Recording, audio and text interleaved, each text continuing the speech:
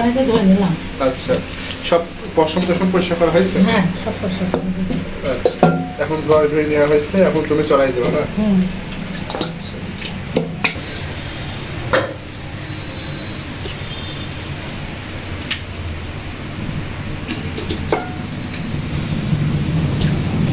বাইরে খুব বাতাস হচ্ছে, বাতাস সাথে গরম বাতাস। রান্না করবে?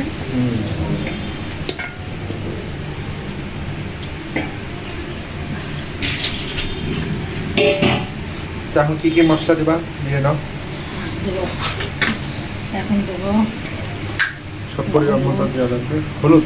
হ্যাঁ, পরে আবার দেবো মশলা, এখন আপাতত সিদ্ধ করবো এগুলো দিয়ে। আচ্ছা, মানে আপাতত সিদ্ধ হওয়ার জন্য যত মশলা আর লাগে।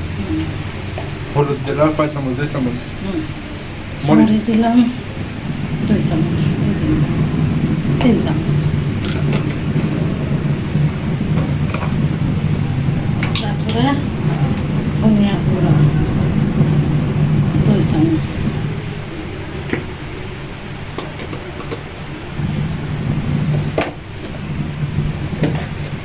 লবণ দিলাম 3 চামচ।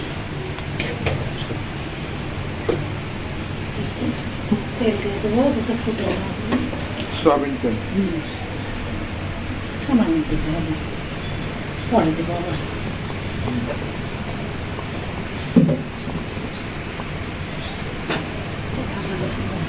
সব কিছু? সব কিছু দিলাম, একটা আদা বাটা, একটা রসুন বাটা, সব কিছু একটু অল্প অল্প করে দেবো। আচ্ছা, দেওয়ার পরে গরম পানি ছেড়ে দেবো সিদ্ধ হওয়ার জন্য। তাও আন্দাজ 1 ঘন্টা 1.5 ঘন্টা লাগে।